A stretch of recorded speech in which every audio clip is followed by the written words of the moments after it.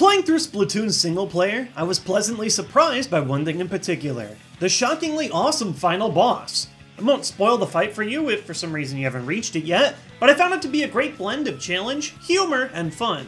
It got me thinking about some of my other favorite Nintendo boss fights of all time, so I decided to make a personal list of my top 10 favorites. Fair warning, this video is full of boss fights, so there's a good deal of spoilers in here. Most of the games I mention are like 10 years or older, but I still figured I'd warn you. Don't want spoilers? Turn back now. But if not, let's go. Number 10. King Krusha K. Rool, Donkey Kong 64. DK64 isn't the best Donkey Kong game of all time. I don't even think it's the best rare game of all time, but it's still a highly entertaining game with a highly entertaining boss, King Krusha.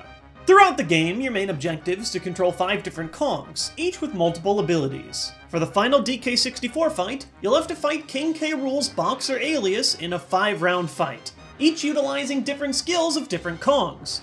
Much like the other Donkey Kong 64 fights, this one is full of puzzles, trying to dodge attacks while finding out how your opponent is vulnerable. It's long, fun, super goofy, and in general is a boss fight that I'll never forget. Oh, we got him! We got him! He's down for the count! He's done! Oh. Number 9. Mike Tyson, Mike Tyson's Punch-Out. Speaking of boxing, is one of the most iconic end bosses of all time. Mike Tyson in the NES's Mike Tyson's Punch-Out. Poor Nintendo got Tyson's face in their game just before he ruined his public image over rape charges and ear biting, but in a strange way, knowing how horrible of a person that Tyson would become makes me even more eager to overcome his digital avatar.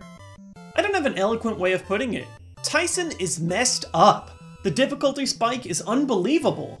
He scarcely telegraphs attacks like your other opponents, and he can rip off easy one-hit knockout punches within the first minute and a half of your match. It's a brutal endurance fight that tests everything you've learned in the game and takes you to your absolute limit. Little Mac has had many fun and interesting encounters. In fact, I almost even put the Wii's Donkey Kong cameo in here, but let's be real. Mike Tyson is the man that you want to defeat, and like any real boxing match, it took a lot of training. Number 8.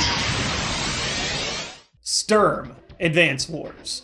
Never did I expect such a sick strategy game packed so tightly into a portable system. And to top it all off is one of the best ways to close the original game, Sturm. Basically Hitler, but with an awesome mask. What made this battle unique was the fact that you controlled 3 separate armies at once, allowing you to blend various skills of different leaders. Sturm leads a massive army, along with the ability to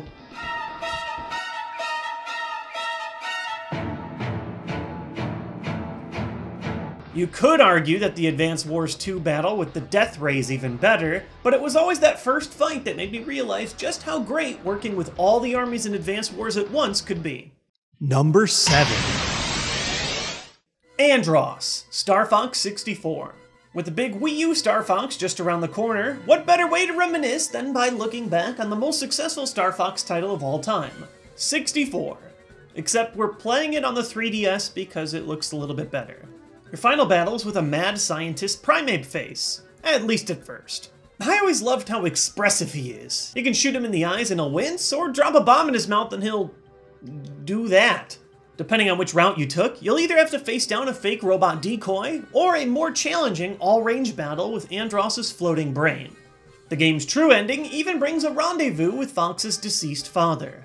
I still get choked up every time I see Fox looking around the cockpit for his father's R-Wing, only to realize that it was likely all in his head. Sends chills down my spine, man. Chills down my spine. Number 6. Baby Bowser, Yoshi's Island. You spend the entire time guiding a whiny, crying baby Mario throughout the land, so naturally this game ends with you fighting a whiny, crying baby Bowser. Wow, well, that was a joke. It's a shame too, because the rest of this game was a beautiful mix of fresh mechanics. I just wish the final boss could have given us something a little different. It just got real. This boss is terrifying. Who knew that the scariest Bowser we had ever known would be before he hit puberty? I also love the idea of attempting to ward off Bowser in a pseudo 3D space. It isn't extremely complex, but it is certainly an impressive finale. To this day, still my favorite Bowser boss of all time. Well, sort of. There is also... Number 5. Baletta, Mario and Luigi Superstar Saga.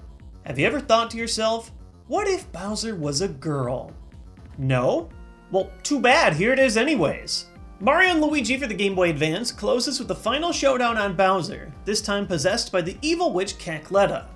The first phase features plenty of sick attacks for you to learn and dodge, but what forever changed me was phase 2. The bros are tricked, wrecked, and then eaten. Get in my belly!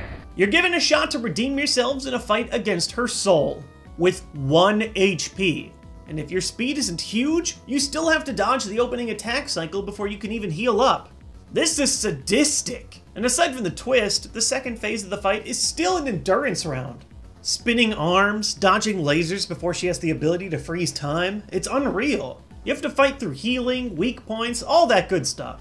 It's a brutal challenge at the end of an otherwise fairly easy game, and I love it. Number 4. Ganondorf and Ganon, The Ocarina of Time. This was the hardest one for me to pick. I always enjoy a good showdown with Ganon, but which one do you choose from? Epic Storm Fight? Epic Final Blow? They're all really good, so I decided to go with my heart and take the boss fight that I'll play over and over again whenever I'm bored. The Ocarina of Time. The first thing that comes to mind is that looming music as you scale the tower. Louder and louder it got as you climb those red stairs. Only to reveal, Ganondorf is a really solid organist. This battle returns to that classic ping-pong format, deflecting electric energy with your sword. Or an empty bottle. Just feels so powerful. Then you have to escape the crumbling tower you've destroyed in phase 2, all while getting around the... Oh, no. No, don't do that! Ew! Phase 3 is a battle with Ganon himself in beast form. First finding a way to deal with him without your Master Sword. Joke's on you, I did the fetch quest. And then finally striking your foe down with the Blade of Evil's Bane. It's dramatic, it's iconic, and to this day, it's still a really fun boss to pick up again. Number 3. Red, Pokemon Gold and Silver. You might remember seeing Red in one of my other top 10s, in the middle of my top 10 Elite Four and Champions video. So what's he doing here? Well, that video was one for my favorite characters, and I wasn't sure where to place Red because he isn't really a character within the games. But if we're judging him on his boss fight alone, Red will forever stick out in my mind as my favorite conclusion to my favorite Pokemon game. The first Pokemon games dropped a pretty huge twist. You aren't done at the Elite Four, you still have to beat your newly crowned rival. But somehow they found a way to top that twist in Johto, by giving you a silent showdown with the game's original protagonist on the top of Mount Silver. This blew my mind when I first witnessed it. No words, only battle. His team was beautiful, the levels were high, and the payoff was just so good. After 8 gyms, the Elite Four, the Champion, and 8 more gyms, there was still one final epic battle before wrapping it all up in Gold and Silver. Number 2. Porky and the Masked Man, Mother 3. It was too hard for me to pick just one of these 2 bosses because they're both a very big part of this game's conclusion. It's also very difficult to talk about either of them without dropping major spoilers, so I'll keep my piece brief. These battles, while fairly uninvolved by traditional RPG standards, are memorable for what they represent in the game's story. After a game plagued by sorrow and psychological trauma, both of the game's final bosses have a huge emotional impact, both in their own way shaping questions about life and death itself. What does it mean to live? And what does it mean to die? All I can say is, there's a reason this game's tagline was, "No crying until the end." But it's a fantastic conclusion to a game that everyone can play right now, right Nintendo? Do it! Just do it! You gave us Lucas. You know what you need to do. Well, we got Mother 1 anyways. We're getting there, Nintendo. We're getting there. Number 1. Mother Brain Super Metroid.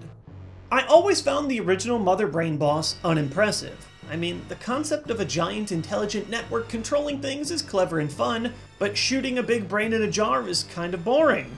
Also, what's the deal with Nintendo and brains?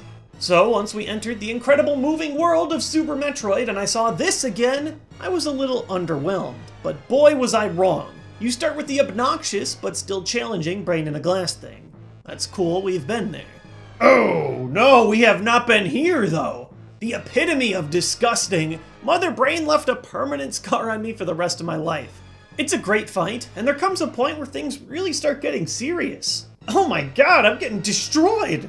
How much health is that beam taking? Oh, it's over. It's over! In another twist, the baby Metroid drains Mother Brain, giving you the energy as well as Mother Brain's Hyper Beam.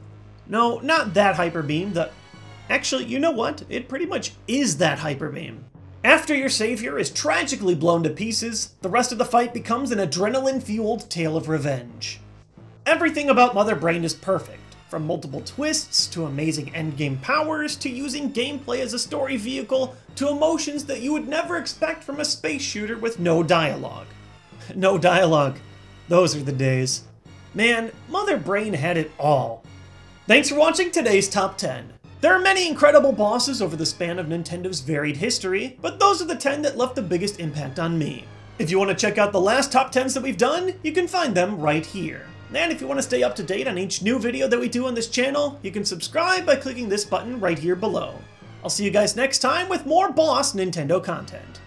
Not necessarily like final bosses, but boss like cool. Oh, that's boss. I'm gonna go now.